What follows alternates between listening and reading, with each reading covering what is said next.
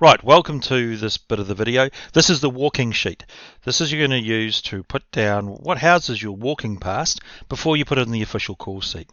So you'll put down the addresses, on the side you've got the numbers, and you put down the full address there. And you use that before going to the full walking sheet or the full call sheet. So this is where we're going to start. We've looked on the map and we're starting at house number 61. So I stand with my back to the front door of number 61. So turn around, I'm going to put my hand and I'm going to point right. There we go, and that's the way I'm going to walk. So off we go walking. So 61 is the first house. So we're going to go walking past. We're going to work out where to skip, and we've got the next house there, which is going to be 59.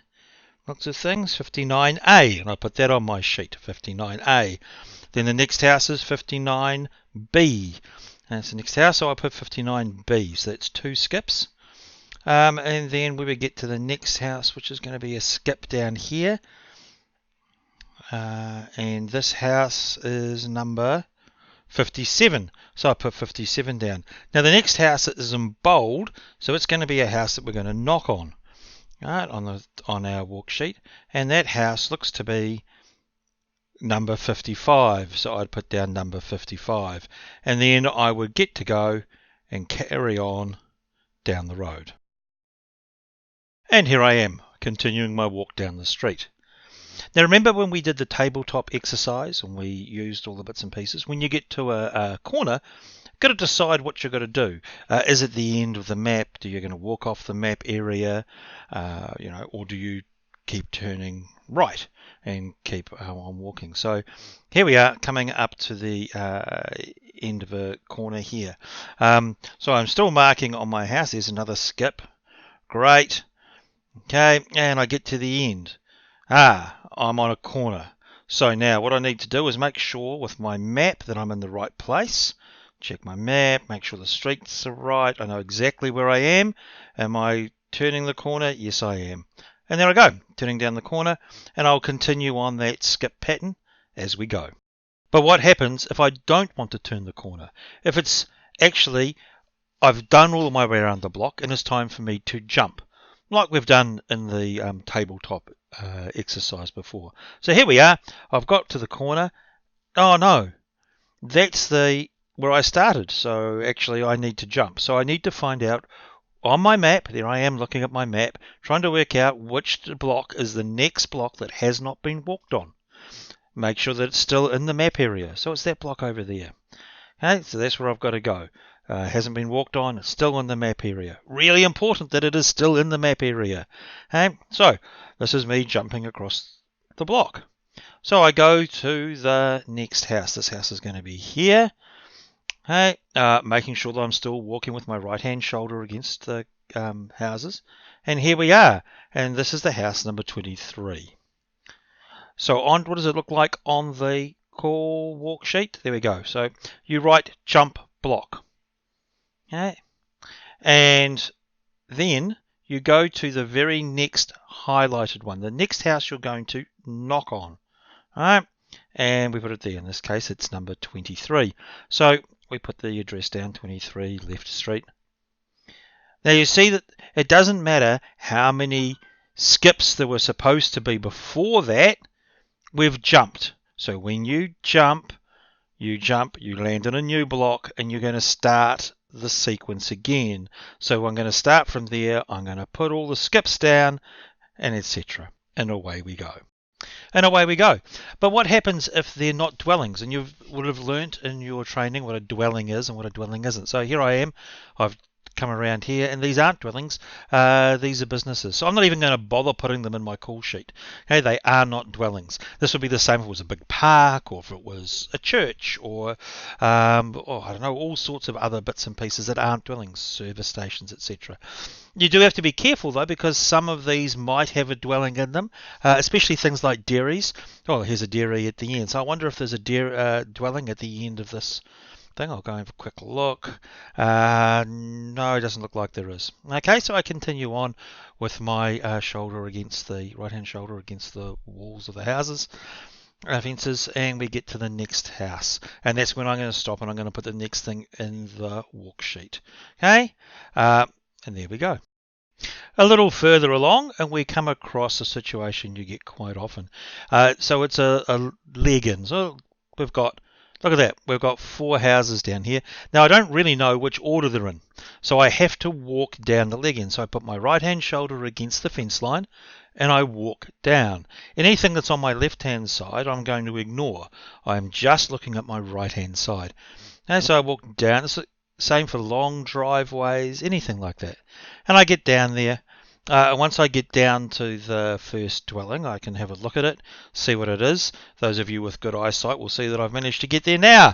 And I'm going to put down in there what the actual address is of that one. And I get to the end of the drive, turn around, keeping my right-hand shoulder against the fence line. I'm going to go in there, and I'm walking back. And as I get to each number, each dwelling, I'm writing it down. Now, in this case, it's just as well I went down there because 408A is actually an empty section. So it doesn't actually exist on my call sheet, on my walk sheet. I'm not even going to bother putting it down. In that instance, it went 404A, 406A, 408. Right? 408A would have been the house I would walk on, but it's not there. And you get to the end, turn right, and carry on. Another common situation we get to these in like retirement homes as well as sort of complexes with all sorts of stuff, is where you've got not a road, but a whole lot of apartments or flats inside each other. And it's got like a miniature road. The driveway becomes like a road, and you treat it like a road. So you're going to walk with your right-hand shoulder against where the fence lines are, and that's going to be the next house I'm going to write down. And you'll see there's still houses on the left and flats on the left. I'm not paying any attention to those. And I carry on doing my walk pattern going to the right. Now, if this was a retirement village, really good tip, go and see the manager at the retirement village just to make yourself known. Sometimes they'll give you a map, which makes it a little bit easier. But if they don't give you a map, they just say, look, go ahead, make sure that you're only going to the actual dwellings, not the hospital side. And we're walking down. So you treat the driveways as though they were a road, and if the driveway had a right-hand turn and you had to go down there, then that's what you do. Now if it doesn't have a right-hand turn, you just keep going. So I've got down to the end of the driveway here, having a look. This actually does have a small right-hand turn just down there, and there's one other house down there, so just get that number and come back round. Now, of course, if it had a left-hand turn, I'd continue on down there. In this case it doesn't, so I'm coming back up the way. Okay, so my right-hand shoulder is against the place where I'm going. It's just going to take me in and take me all the way back out again. Okay, and I continue on down to see what the next houses I'm going to write in my walk sheet are.